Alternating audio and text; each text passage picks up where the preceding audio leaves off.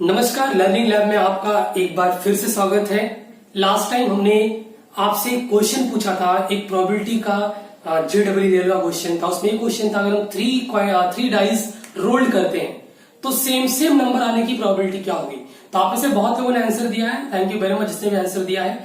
आज हम आपको सब करेक्ट आंसर बताएंगे। देखिए, जब हम 3 डाइस रोल्ड करते हैं तो अपने को अराउंड 6⁻³ यानी 216 इतना आउटपुट मिलता है, बट सेम नंबर आने का कितना आउटपुट था, केवल 6 रहता है। तो हमको पता है कि P ऑफ A का फॉर्मूला क्या है, we have n of A upon n of S। तो यहाँ पे A अपना वही 1 1 1 2 2 2 3 3 3 ब्ला ब्ला ब्ला 6 तक है। तो दिस इज 6 एंड नीचे 216। जब हम कट करेंगे आपको पता है this is 36। Answer is what 1/36 correct answer. जिसने दिया है कंग्रेचुलेशन। ओके, लेकिन आपके लिए इस वीडियो का क्वेश्चन ये रहा, हमने लास्ट टाइम लॉजिक पढ़ा था, तो इस बार हम लॉजिक का क्वेश्चन आपको दे रहे हैं, वो आपकी स्क्रीन पे ये रहा। प्लीज आप इसको ट्राई करिए और कमेंट बॉक्स में जरूर इसका करेक्ट आंसर बताइए। आज का वीडियो बड़ा इंपॉर्टेंट है। हम यहाँ सीखेंगे how to find the A inverse by using adjoint method, means how to find the matrix का inverse by using adjoint method. Okay, और आपको बता दूं कि मेरे पास एक ऐसा ट्रिक है कि आप केवल 5 सेकंड में एक मैट्रिक्स का इनवर्स फाइंड आउट कर सकते हैं।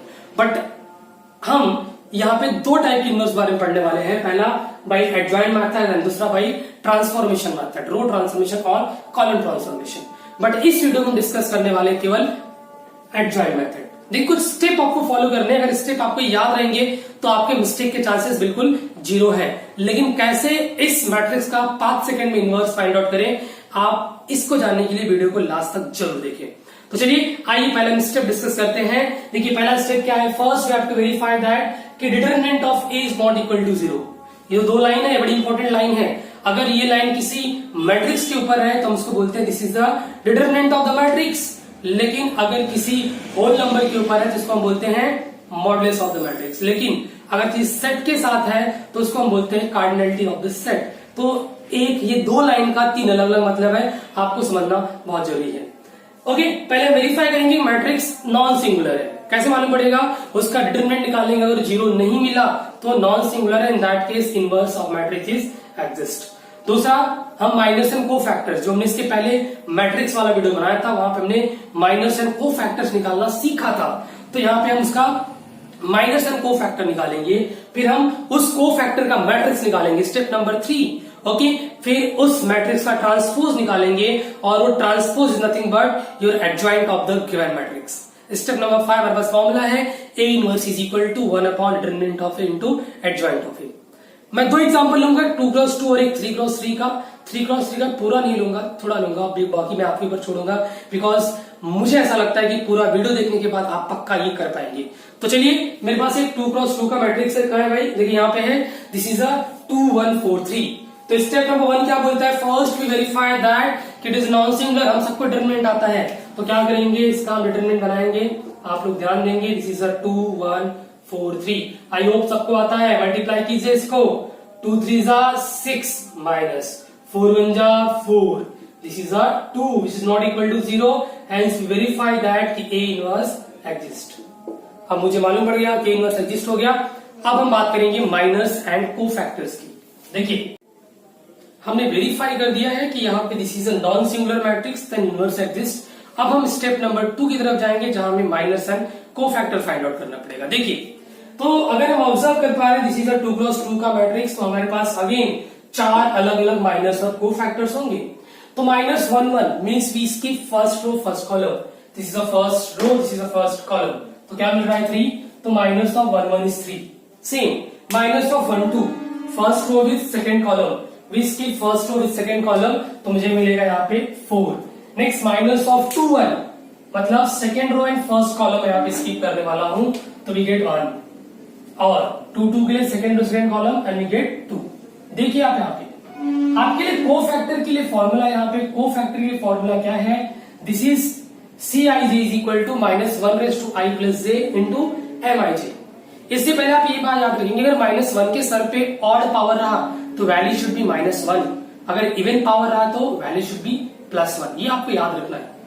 तो यहाँ पे C11 यानी को factor of 1 1 is -1 raised to 1 plus 1 become 2 into minus of 1 1 this is 3 और ये 1 हो गया था, आंसर क्या मिला 3।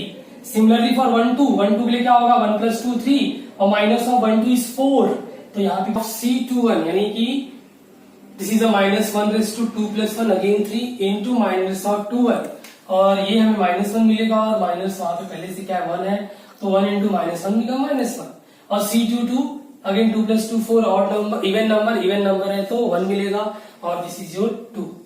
तो मेरा कोफैक्टर हो गया। नेक्स्ट स्टेप नंबर 3, हम इस कोफैक्टर का मैट्रिक्स फॉर्म करेंगे और इसको हम नाम देंगे B और मुझे मेंशन करना पड़ेगा, बट टाइम का शॉर्ट है इसलिए मेंशन मैं नहीं कर रहा हूं, आप ध्यान देंगे।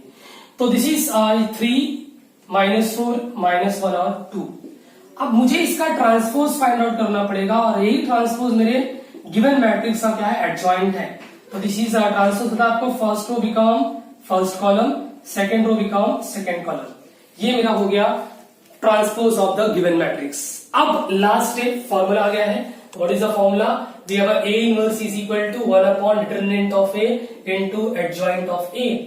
तो what is 1 upon determinant of A is what? This is 2 और एडजॉइंट ऑफ A क्या है ध्यान देंगे आप, हमने निकाला अभी, this is 3 -1 -4 and 2। Okay, this is our inverse of the matrix.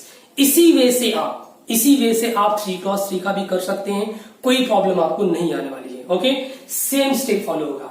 Now अब हम उस टाइम पर आ गए जहां पे हम ये डिस्कस करेंगे कि how can you find out the matrix का इनवर्स इनटू 5 सेकंड। देखिए हमने इतना सारा टाइम दिया इसके लिए, बट यहां पे हम लॉजिक यूज करके, नॉर्मल सा लॉजिक यूज करके हम 5 सेकंड के अंदर यहां पे इस मैट्रिक्स का इनवर्स फाइंड आउट कर सकते हैं। कैसे?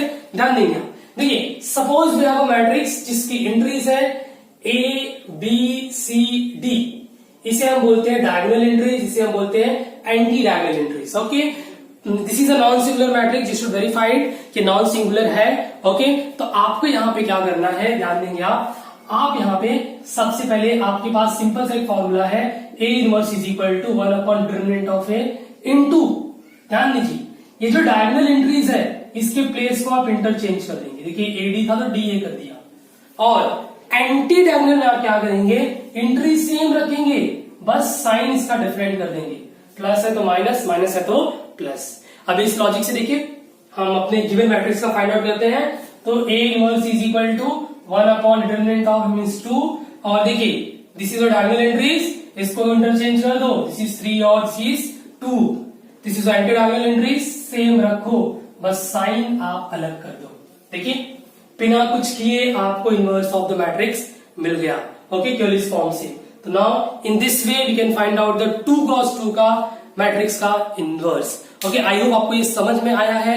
तो अगर समझा है तो प्लीज इसके ऊपर बहुत सारे एग्जांपल सॉल्व कीजिए, और कोई भी डाउट आए तो प्लीज पूछिए, और कुछ सजेशन देना हो तो दीजिए। तब तक के लिए घर पे रहिए, सेफ रहिए। जय हिंद।